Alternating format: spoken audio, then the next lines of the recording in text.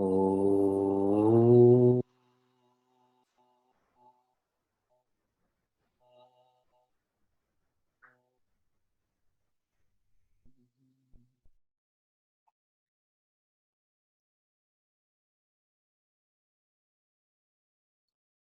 Om Vakratunda Mahakaya Suryakoti Samaprabha Nirvignam Kuru Me Deva Sarvakaryeshu Sarvada Saraswati Namastubhyam Varade Kamarupini Vidyarambham Karishyami Siddhir Bhavatu Me Sada Gurur Brahma Gurur Vishnu Gurur Devo Maheshwaraha Gurudeva Param Brahma Tasmai Shri Gurave Namaha. Hari Om and greetings from Niagara Falls. In the Ramayana, there is a popular and powerful chaupai. Binu Satsanga Vivekana Hoy. Rama Kripa Binu Sulabhana Soy. Which in English means, without satsang, there can be no concept of prioritization. And without grace, there can be no satsang. In 2014, we commenced our marriage enrichment retreats for our evolving adults in the West, in North America.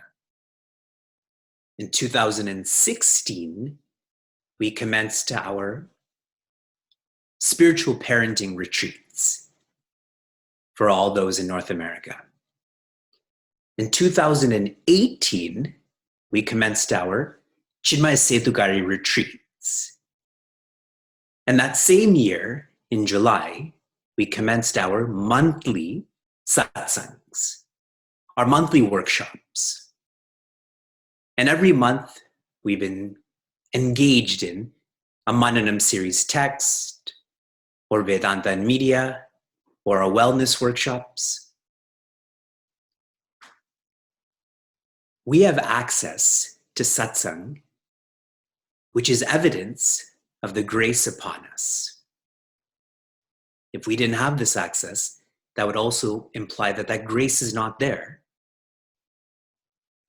Grace expresses as guidance. All sorts of guidance in our lives. And with our community, what is special about guidance is that everyone is sharing with everyone. Our discussions, our wellness workshops particularly, are being facilitated by our evolving adults. The evolution of satsanga is more satsanga. And I'm sharing with you in the chat right now, in addition to the satsangas that CM Niagara is organizing, which really is for all of North America, I've been working with Swami Ishwarananda and Sharanya, who are also facilitating satsangs for our Setukaris, and there's a link here for you to be part of that.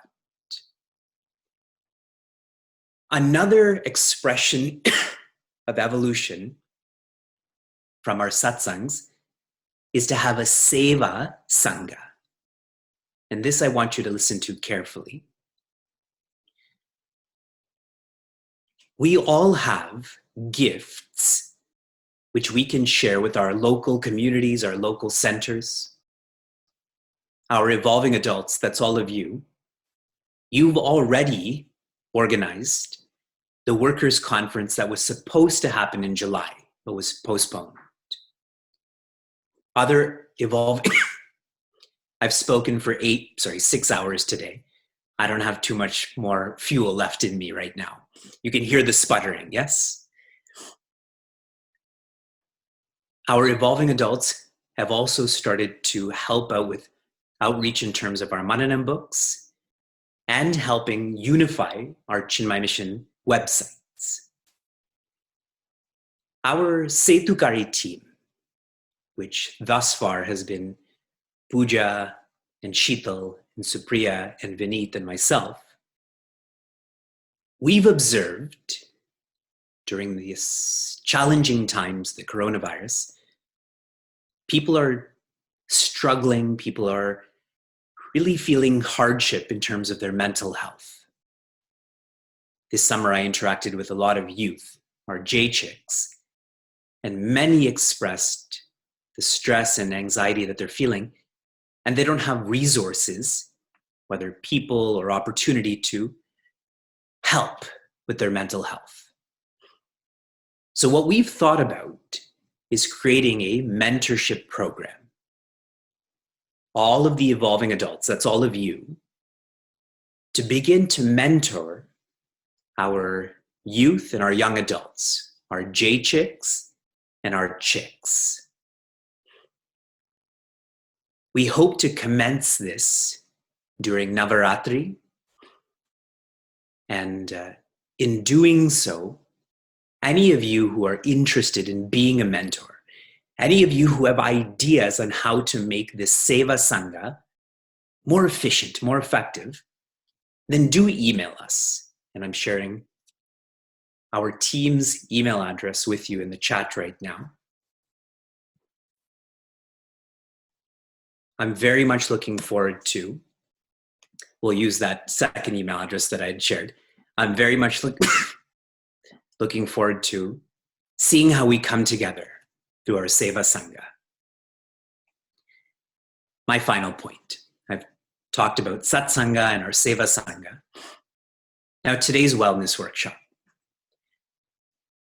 Earlier today, I was invited to speak to the students of a yoga studio in London.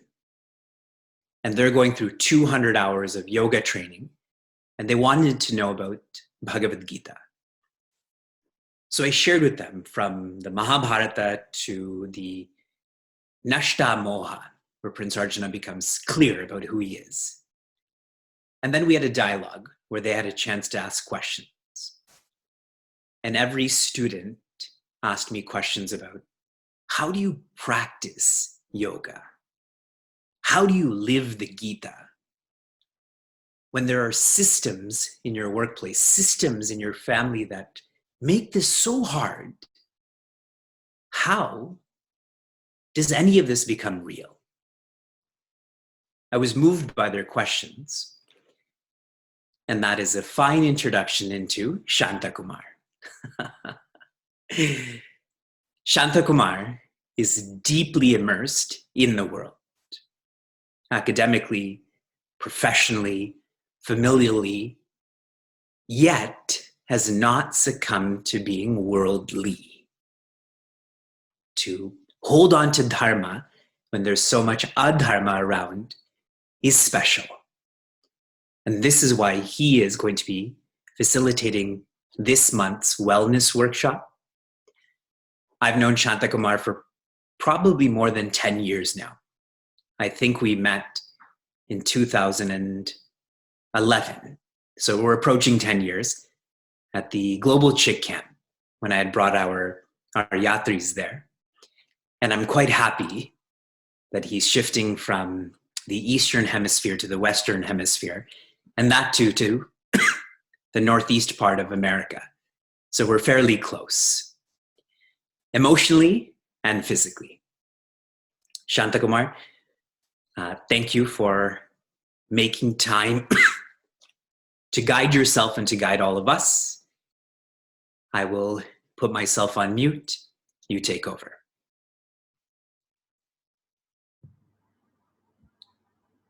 Hari Om Vivekji, Hari Om everyone.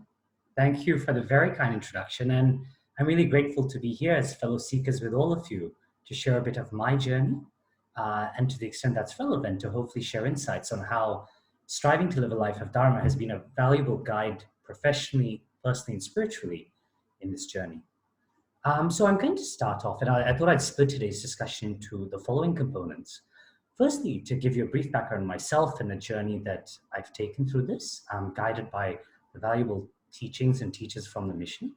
Secondly, to give you a quick insight into impact investing and the opportunities that we've been working on within to give you a snapshot of what some of this looks like on the ground.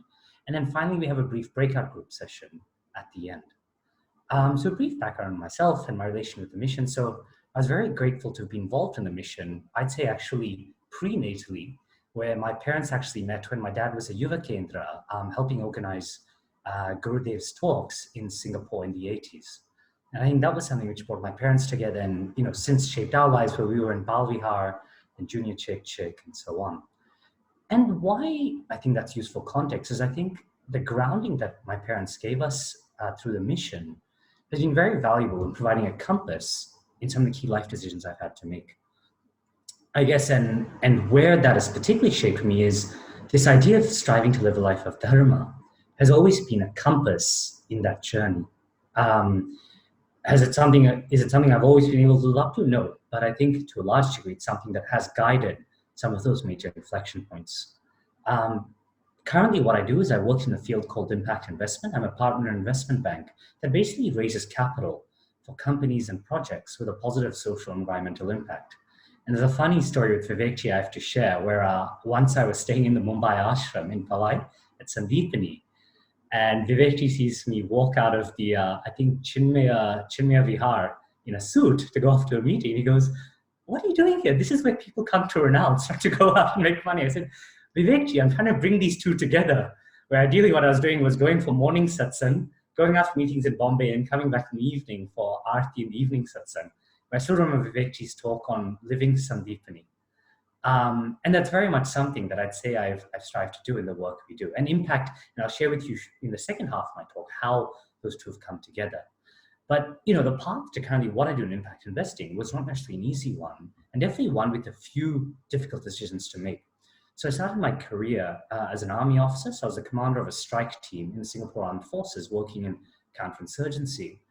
And what very much shaped that journey into the current field was a reflection I had, and I'd started reading the Gita as Swami Srupanandaji Guide does to try and do 2 verses a day. And what I found particularly powerful was the application of the Gita in that day-to-day field. And, we often talk about the metaphorical battlefield. To me, this was a literal one where, one particular memory stands out, where it was the verse on how you need to act without regard to heat or cold, pleasure or pain, honor or dishonor. And this was a night when we were doing mountain warfare training. And I still remember it was probably like, I don't know if you guys use Celsius in Canada, but it was something like 3 degrees Celsius outside. And we basically had to drag ourselves out this sort of rainy, windswept mountainside at 2 a.m. to go on the patrol. And just from that verse ringing in my mind, as you sort of, I had to get up first, then take my men out to go on that patrol. But there were instances like these that made it very clear that this was not something theoretical, academic, to be parked in one part of your life, but something that you need to practice day to day. And where I think that sort of day-to-day discipline tied with the broader decisions was then when I was making a jump later in my career, where I had the option to then stay on. I then went on to law school, worked at corporate law for a stint. And when I then later had the option to basically stay on a partner track at a major law firm in London, or at that time, I saw this emerging opportunity in the field of impact investment and take the risk of kind of leaving that behind. Once again, I think it was that grounding in those day-to-day decisions that was pivotal in making the decision to basically resign and take a leap in my own together with some partners from our clients who are from Macquarie and Goldman Sachs to come in and set up the firm. But very much what I'd say was shaped was by that. And one thing I've personally seen in the journey is I typically try to keep quite a disciplined day-to-day schedule. And I think that discipline of, getting up, not touching my phone before I do my morning puja, getting exercise, and before then getting onto any work, I think that day-to-day discipline then shapes these major decisions. And it was something that, once again, I keep going back to the military, but to me, the military experience, once again, was a pivotal chance of actually seeing that. Because one of the things we were always trained in is that the small choices we make will ultimately shape our major decisions, right? Where something as simple as whether we polished our shoes, right, was that rigor, that focus of watching that day-to-day mundane was then what made life and death decisions. Because when we were then deployed by airborne insertion, so basically when you parachute in, right, that same rigor you take then means you check every single part of the parachute line before you go out the door of the plane. But it's that training of the mind, which, I saw in a beautiful parallel between the teachings of the mission and what we saw day-to-day in the military, that shaped that kind of thinking in how we do it. And so I think that part of that integration between day-to-day discipline and then shaping resilience in these larger life decisions is critical in what I've personally seen, because when we're able to practice that in those moments, that then shapes days, which then shape our lives, which was something I personally saw.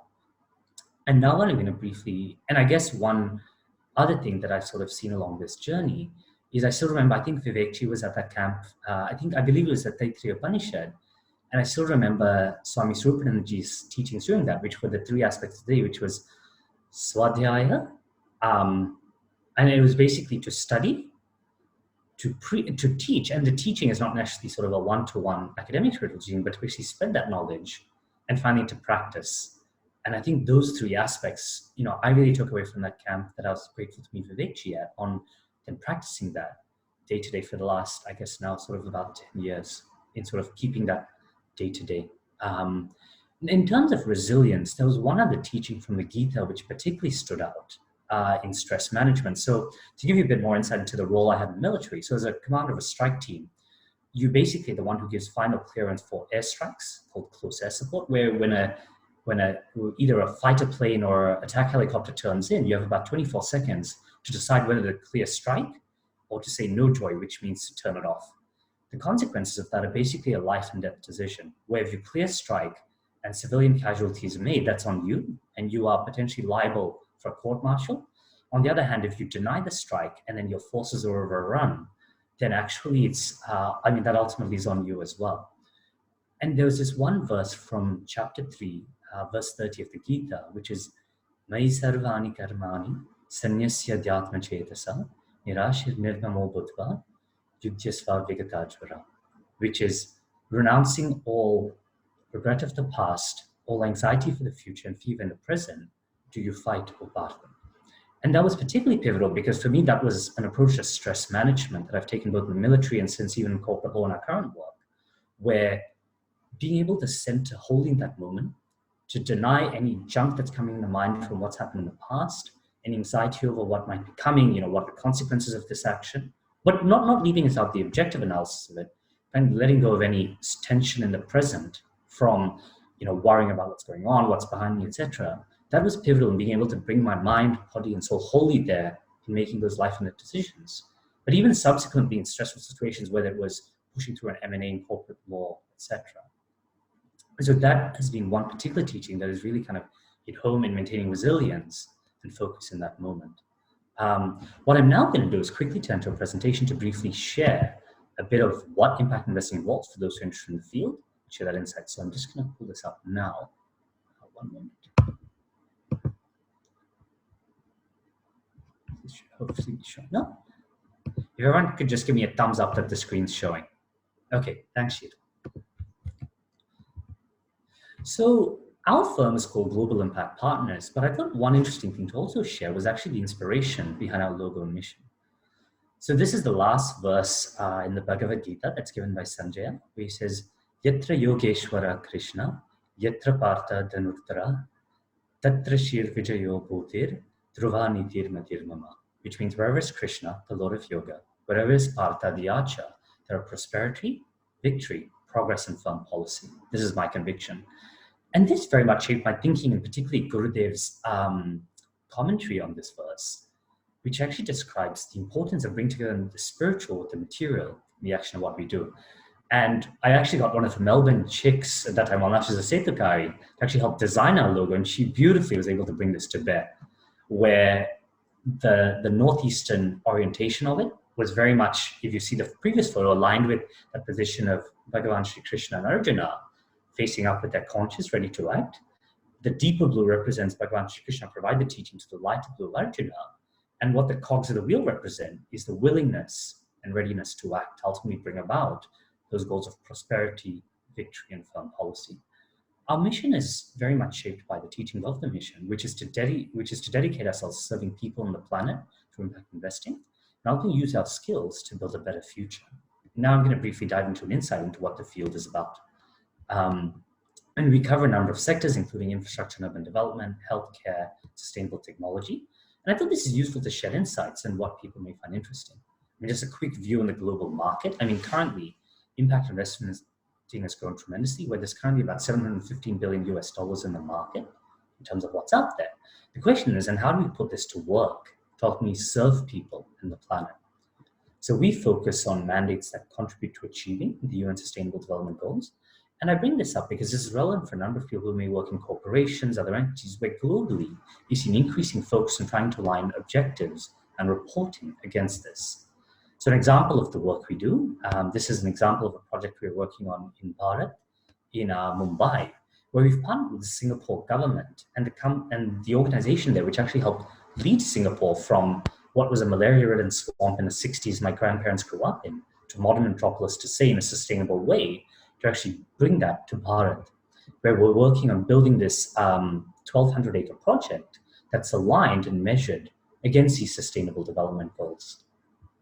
And this is sort of back in what the company does.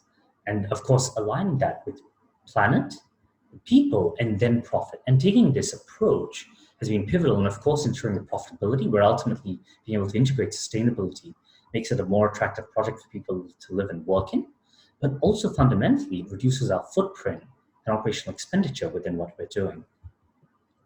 Within healthcare, we've worked in a similar way, and this is part of the impetus to move to Boston, where we're working with a number of organizations, including the Harvard Medical School Center for Global Health Delivery, on how we can actually scale health access globally. And the mission we have within this is to see how we can improve health access for over 1 billion people globally through a platform called outcomes-based financing, where what we're basically doing is financing the upfront cost of preventative programs, particularly in rural parts of low and middle income countries, including Bharat, where a government would sign on saying we're willing to share a portion of our savings from improved healthcare. On that basis, investors, including pension funds and banks, finance these programs, and then we're using that to ultimately fund digital health, healthcare providers, including ASHA workers, Welsh Next, and smart health technologies to improve these health outcomes and reduce expenditure. And this is an example of what this looks like on the ground. So this is being rolled out for about 100,000 people across Haryana as well as Andhra Pradesh. And we're now working with the government of India to see where we can expand this to other areas in need. But the focus is very much on how do we scale these sorts of solutions on the ground of smart health, improve health access, while improving health outcomes through this preventative approach. And there was something which Swami Sarupanandaji had once said, which was really on, he made this point that wherever Bhagavan Narayana's work is being done, Mother Lakshmi has to come. And we've certainly seen that where, as we scale the ambition of what we sought to do, the financial institutions, pension funds that we're able to engage with were very much of a much larger scale, the larger the size of the mission. And that has been a big, aid in the work of what we do and shaped where the focus has been. What we're now going to do with our conscience assistants is to break out into rooms to discuss the following. What are career decisions which would help align our purposes more closely with our missions? And secondly, is there something that's been stopping us from doing this? And what could we possibly do to change this? So everyone can actually raise their hands virtually, which is, so if you click on participants at the bottom of your screen, you would have the option to raise your hands. And as the questions come in, we can just unmute them and have them ask questions. Cool, sounds great. I think, is it Aditya? Yep. Can you hear me? Loud and clear. Okay. I actually have 2 questions for you. So thank you for the presentation. The first question is, going back to your life where you started in the military, went to law school and all that, looking back, do you think you could have gotten to where you are now without those experiences in the corporate world, without those experiences in the military? Or did those experiences shape your ability to do what you do now? That's the first part. And the second part is regarding your firm. Is it structured as how is it structured? Is it a private equity firm, or how exactly do you invest in these various projects? Sure, great questions, Aditya. So I'll answer them in sequence. The journey I took into this is certainly by no means the only path there. So the simple answer would be no, you don't need the necessary military experience. But what I would say, I mean, within this broader field of working in impact and social enterprise, you've obviously got several ways in which you can do that, right? One is, say, working within a social enterprise. The other is more what we do, which is on the advisory side. Within the advisory side, what I've traditionally seen is that most people do come from, I guess, one of a few broad backgrounds. So one is typically of a corporate law, M&A type background. So that was probably a more useful technical skill. The military was useful from a value perspective. The other fields people have come into this from include consulting, conventional investment banking, as well as, yeah, I'd say those are broadly the categories. Although the other part I've seen finally is those who come from a policy/government background, where you've got a few people. I mean, the most significant example is probably Al Gore setting up Generation Investment Management. But there's certainly other people who've come at other levels of government and had a pretty pivotal role in how they shape the field. Like, for example, one of my vice presidents I hired in our team, she was part of the Department of Premier and Cabinet and led the development on the government side of the first of these public-private partnerships. So I hired her because of her expertise in actually navigating government and being able to kind of get things done that way. So those are broadly the fields. I mean, but some of the more diverse ones, I think one of the leading thinkers in what's called gender lens investing is a wonderful woman out of New York State called Joy Anderson. And she was actually a school teacher by training before kind of deepening her expertise in the field. So there's certainly broad perspectives. In terms of your second question, we are structured as a corporate finance advisory where we help raise capital for both individual projects and deals, as well as for private equity funds. And then we also work to advise private equity funds on due diligencing their impact investments. And having said that, I mean, once again, private equity is a very broad field. So we're quite selective in only working with PE funds who we know share our values, because there are instances where it can also be sort of value destructive in the long term, both socially as well as financially. So did that clarify the tip? Were there any further questions you had on? Cool. Kanchan, who else is? So the next question is from Ricky.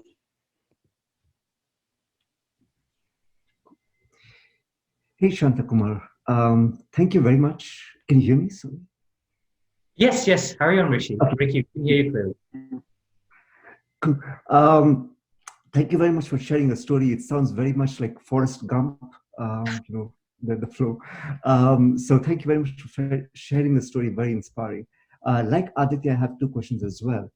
The first is, in the group, the breakout room that we were in, we realized a lot of us might be in a job which may not be as conducive to be working with this idea of serving the society. So how does one make the switch from there when you also might have a responsibility like maintaining a family and providing for your family? So how do you start making the switch from doing that pure corporate job to being more purposeful? That's one. The second is, when there's money, there's quite likely going to be politics. So in your experience, when you come up in those situations where there is that level of politics or that level of potential corruption or potential adharma, how do you reconcile that? How, in your mind, like because I'm imagining your team might not just be people who follow Vedanta in that sense. So how do you reconcile that? So let me answer the second question first, and I'll go to the first one. It's actually quite interesting that because of the clarity of our mission and values of what we do, within the team, actually to be honest, we actually focus more on values and technical capacity in our hiring process, right? So we've been very critical of who we hire and bring on, and I've had a laser focus on that. And I've seen that pay out time to me, and down to like our summer analysts we bring in, right? And where I think that value line has been critical is then these individuals, even if they're saying 80, 90, I mean, look, you don't get someone who has zero technical capacity. They've got to be in the region, but they might not be the most technically proficient as someone who's, done advanced modeling at, say, Macquarie for 3 years. Why that becomes significant is because I've seen that value set. I mean, these people are driven to go above and beyond to build the skills they need to get the job done because they believe in what's happening and what we need to do. So I think that's been key. To talk about politics, right? And I mean, within this closed group, nothing is more painful to deal with than Indian politics. And we've had to sort of navigate government PPPs in India. And one thing we've seen where the values have been clear, and look, we use strategic levers where, for example, we often bring the World Bank to look at deals together. So there's a clear expectation on the government side that there's a lot less room for maneuvering and asking for consulting payments and things like that. But also what I've found is the scale of what we're doing, especially at the state level, means that people are actually less inclined to try and do that because they see the clear value proposition. And they know that what we're doing is something where you can say, look, if you're not aligned with our values, we're just to move on to the next state, we'll make sure it's in the news and we talk to you first. And did that. Unfortunately, there's actually one of the CM members in Delhi we're good friends with, who's a news anchor. And we keep in very close touch where we can often sort of insert the, you've got to be, this is not just we live in this sattvic world detached from these realities. So I want to make it clear that you've got to also play ball, right? And so what we made very clear, there was one state government I was dealing with at the start of this year. And what we told them is, look, we either sign this off in 24 hours because they were trying to muck around and get this and that. We said, this is signed off in 24 hours, or tomorrow morning I'm on the news saying we brought Stanford out to India, we're willing to work with the government, but unfortunately they can't do it. So we're going to go with their rival state, right? And we had lined up the Chief Minister's office in the other state to make the press announcement if we needed to. So there's a very tactical, strategic side to it as well, where it's not just, we sit in this bubble and hope for the best. So you've got to think about what strategic levers you can pull within that. And the final part I'll say on that first part of your second question is increasingly we're seeing shareholder pressure, right? Whether it's pension funds, insurance companies, large institutional investors, putting pressure on corporations to align with this. I mean, there are recent examples like, I think it came out, it was, for example, the chief investment officer of the world's largest pension fund out of Japan, right? They openly said, we're increasingly going to be pushing money into companies which do share this responsible view. And that's leading to pressure downstream. People like Larry Fink at BlackRock are putting this now, does BlackRock do everything right? No. But there is this increasing shareholder pressure to actually care about this, which I think is starting to trickle down the corporate level. But is there sometimes a bridge in the short term? Yes, absolutely. Which is where what's equally important on the other side is the internal champions to help bring this up, which is where I think for those who, to now turn to your first question, it's important to have those internal champions who do this. And one person I can share is there's a Setukari out of London named Milan Samani, who actually, inspired by Puja Swami Swarupanandaji, actually set up a firm called the Entrepreneur Lab, where they basically work with large corporations on helping them build internal entrepreneurs to develop new business models to have this impact. And Milan's run things, I think he does a number of sessions in New York along with, in partnership with Cornell. I know he's worked with Barclays in setting up their impact investment arm. I think Milan's also worked with Accenture, GlaxoSmithKline, and a number of other firms as well on developing these corporate entrepreneurs, where he actually shared with us that he was inspired very much by Swami Swarupanandaji's talks on the Yajna spirit. And he goes, look, between us, what I'm basically doing is teaching corporations how to act in this Yajna spirit. So there are certainly those opportunities which arise within, right? And ultimately what this is about, it's about value creation that delivers economic, social, and environmental value, right? But I think the core of it is to realize that this is not a kumbaya project. It very much also has to have that economic value creation, which is when that verse I shared earlier, it's aligning both that partha, right? The archer ready to act, as much as it is Krishna, the master of yoga. And the final question, the final aspect of your question then on having the sort of trade-offs, right? Financially and personally, this also is not, how do I put it? It's not just a kind of suicide mission, if I can call it that, where you do it completely. I mean, there was a very deep strategic analysis where when I looked at the field in 2015, right? No major institutional investor, like you didn't have Blackstone, Bain, Carlyle Group, KKR in this field. But I recognized, I could see that it was a field that was going to grow, right? And it was a calculated risk where I saw, well, look, if I had a first mover advantage to entrench myself in it, I got a much higher level of access than if I came in 2, 3, 4 years' time, having to come in. The other calculated risk I took in my decision was, look, worst come to worst, if this thing blew up after a year, I could probably go back to another law firm or my old one and say, look, I've had experience leading clients, leading mandates. Is just something I want to think back on. So I could see that there would be an ability. So it was a calculated risk. I'd lived relatively disciplined financially up to that, where I could afford to take that buffer of a year without leave I needed to. And I was grateful and fortunate to be in that position. But definitely that sort of risk capacity was then doing it. So it wasn't a kind of blind conveyor decision, right? It was as much of a values, I mean, after I'd done the values orientation, then it was a strategic analysis to work out which path, right? And the parts that I excluded personally was not working for not-for-profit, right? Because I didn't, for two reasons. One is I didn't feel that would maximize my capacity to serve, but also financially, it wasn't necessarily the economic path that would lead to the maximum value creation. And then the other part was also then deciding to work from the firm versus build my own. Once again, I think there's an interesting exercise we look at on sort of risk management within our MBA program, where you really see that sometimes building something in your own, the value you're able to create and realize cannot be far greater than perhaps working within a corporation. But does it take a far higher risk appetite? Yes, it does. And that's not always there, and not something I'd advocate for everyone, because it is a very different mindset and approach.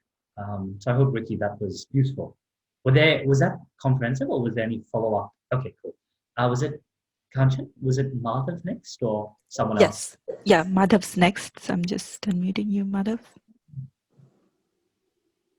Hi, I'm Shanthakumar. Thank you for this.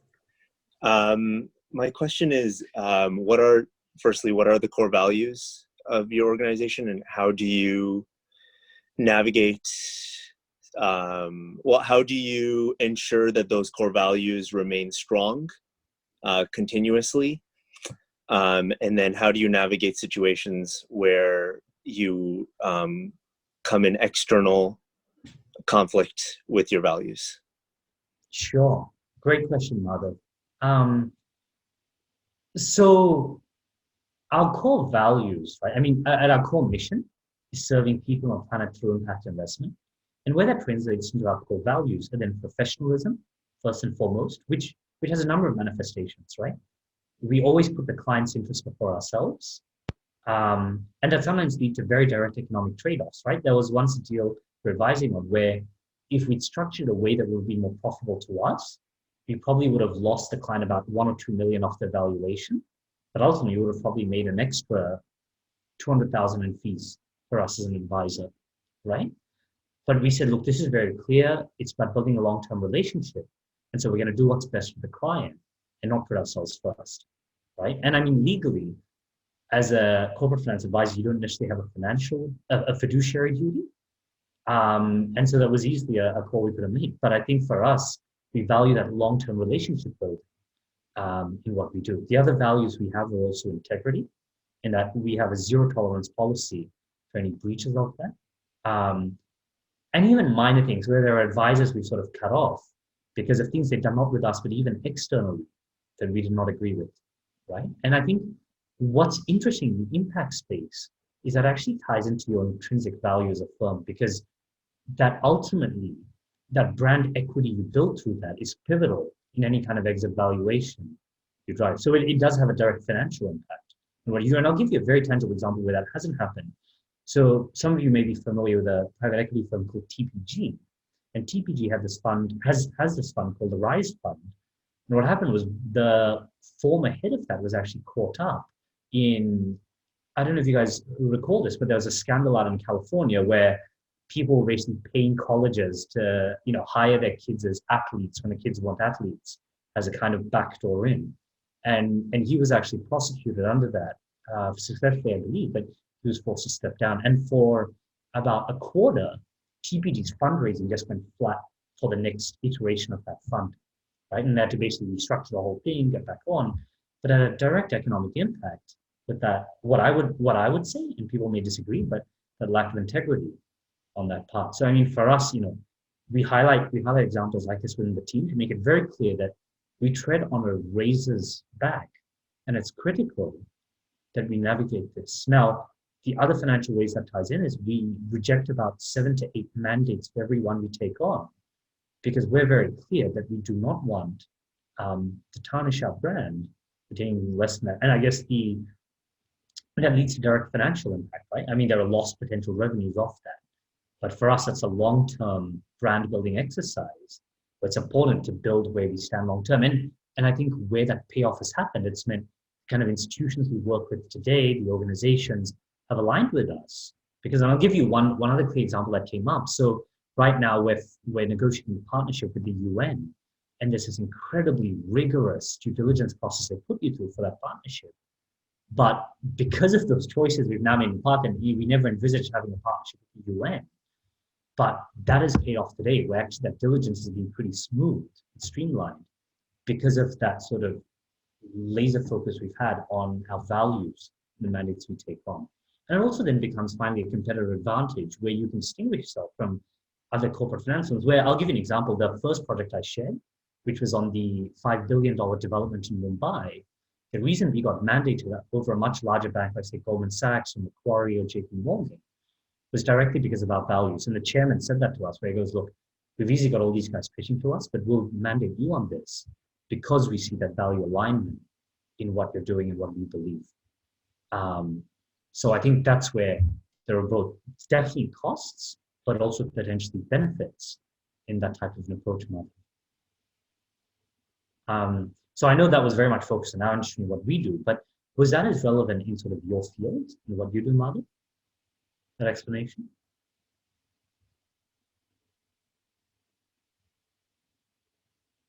I think can we unmute Madhu? Kanchi?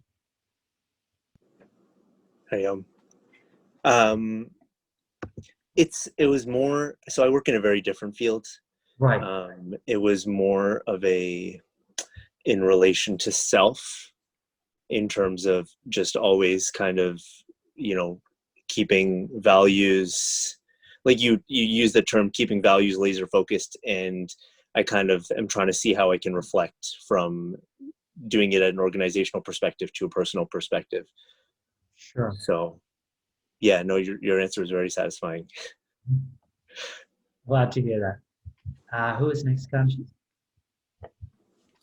I don't see any other questions in the queue. So what I'll do is I'll give Supriya option first to just go with the announcements, and then we'll continue with the questions, just because in the interest of time as well.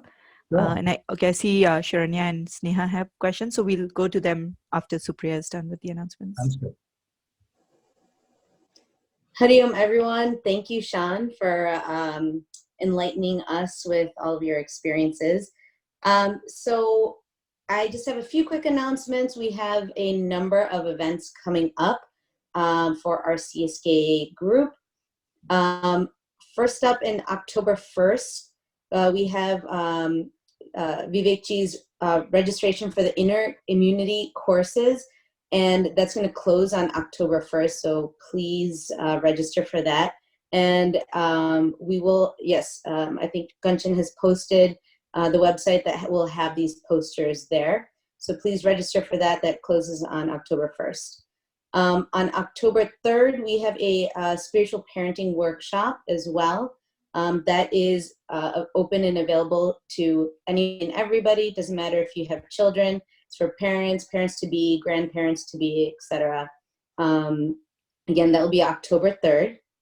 October 10th, we have a women's empowerment workshop, and that will also be posted, and that will be a few hours, again, online with through Zoom with both Vivekji and Vilasaniji. And that's October 10th. October 18th, we will have a Vedanta and cooking workshop. So many of you may have joined us in previous Vedanta and cooking workshop. They are so awesome. You are able to participate in the actual activity in cooking. Even just watching and observing, it's a very, very enjoyable process. So please join. Again, that's October 18th.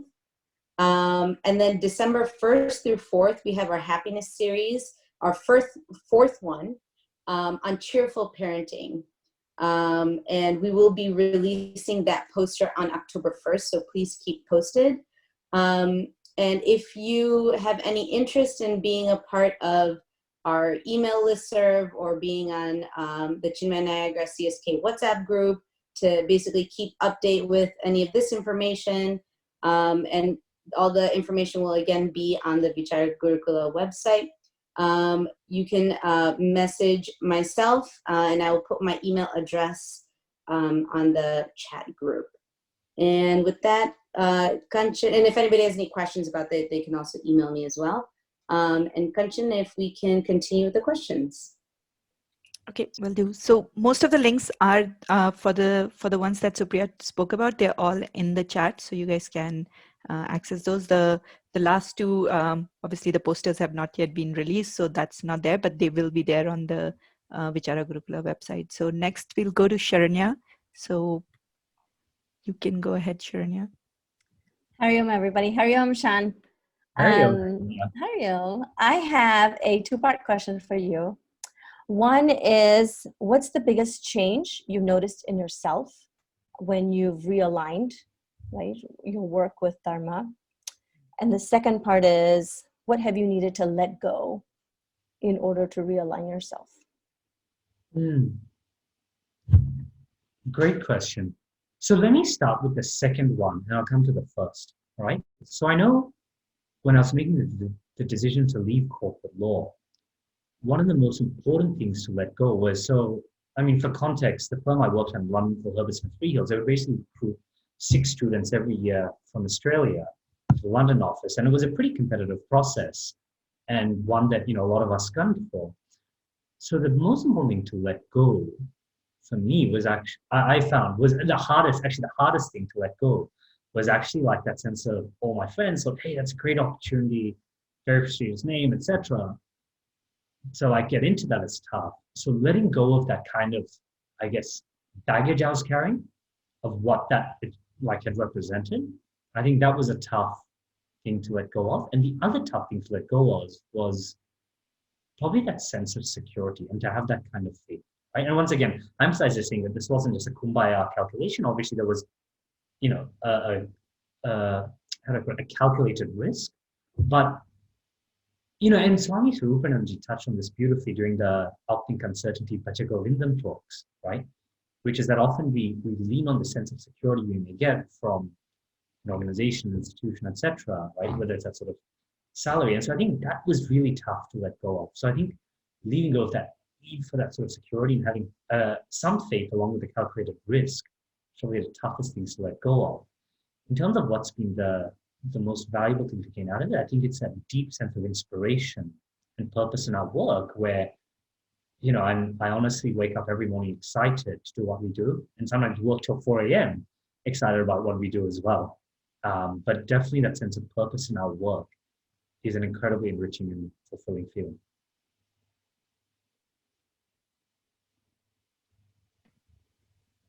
Okay. Next is Sneha. So you can unmute yourself, Sneha. Yeah, thanks. I think my question relates a little to Sharanya's as well. So as someone who's taken probably several calculated risks, how have you rationalized the fear of losing the known and what's comfortable to you, and just acting? Yeah, so there's two parts. One is it's not entirely rational, because fear is not entirely rational either, right? Where often fear actually skews our objective thinking.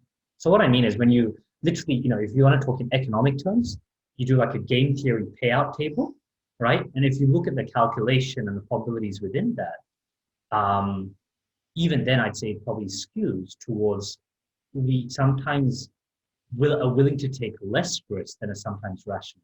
And that obviously is an individual personality thing. And I realized a lot of that fear was clouding the decision making. And therefore, it was important to kind of put that on my mind. And in terms of then, you know, taking the step, once again, I think there's a layer of both faith as well as that calculation that goes into that, Sneha, in terms of how to approach it. In terms of, I think the other, when we think of risk, we often only, at least for me, I can say, I used to think about it only one-dimensionally, where that risk was basically financial risk. But the other reflection I had, which Swami Swarupananji guided me on, was actually to think, what's the actual risk of, you know, spending 25 years in a lucrative career, but feeling no sense of purpose in what you do, right? And I think looking at that multidimensional risk was as important, because I think that is actually a material one as well. And that complete sort of, you know, feeling that you spend your life doing something that you care very little about. I think that was also key within that. Did that sort of address it fully, Sneha? Or was there another dimension that I potentially missed? No, this is perfect. Thank you. And Pragya?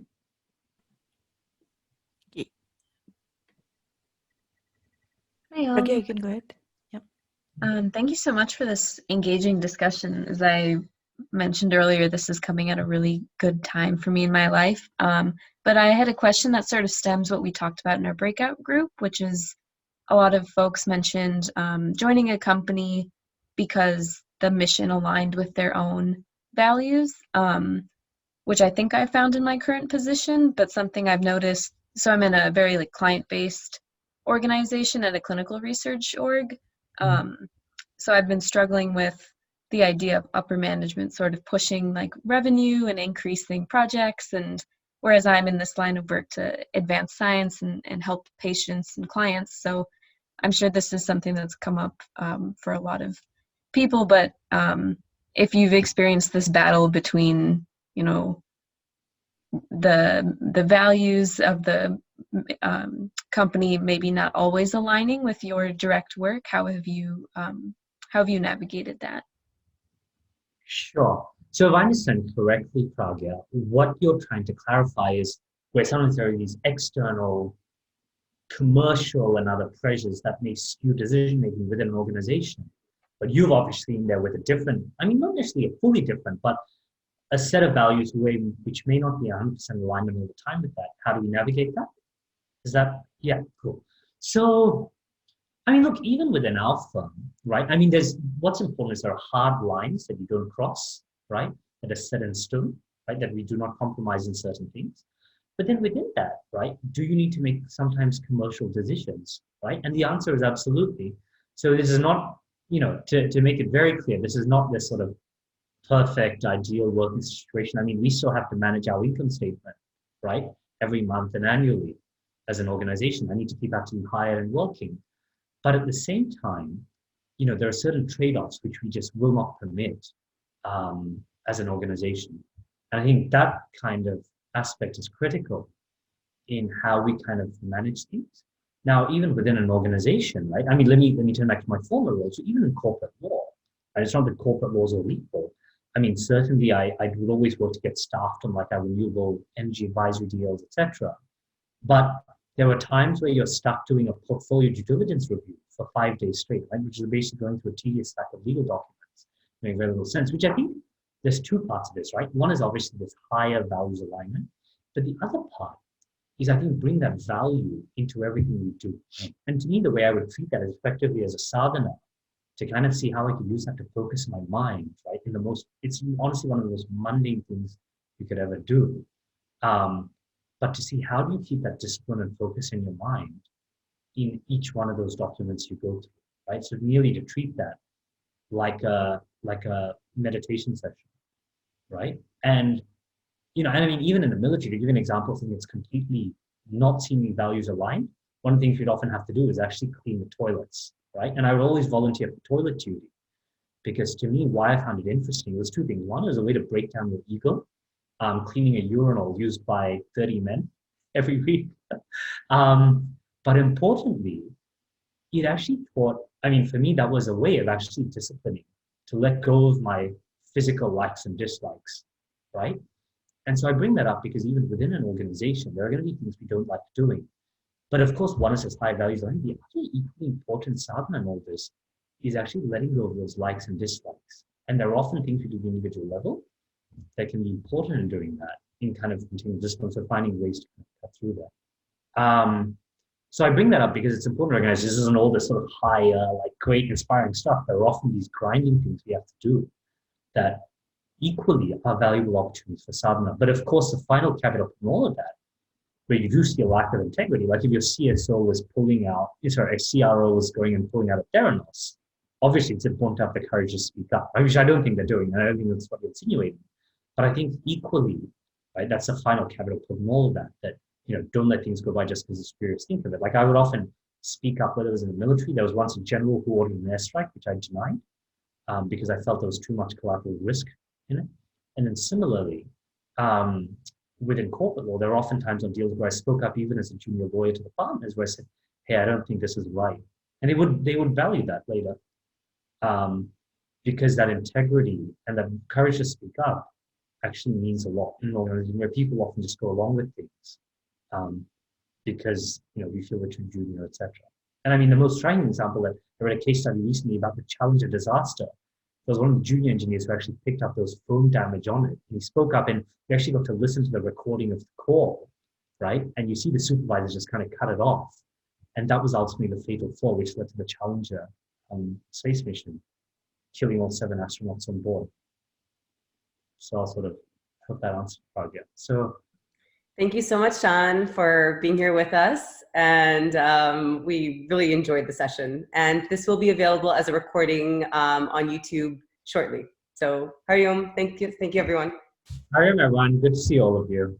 Bye.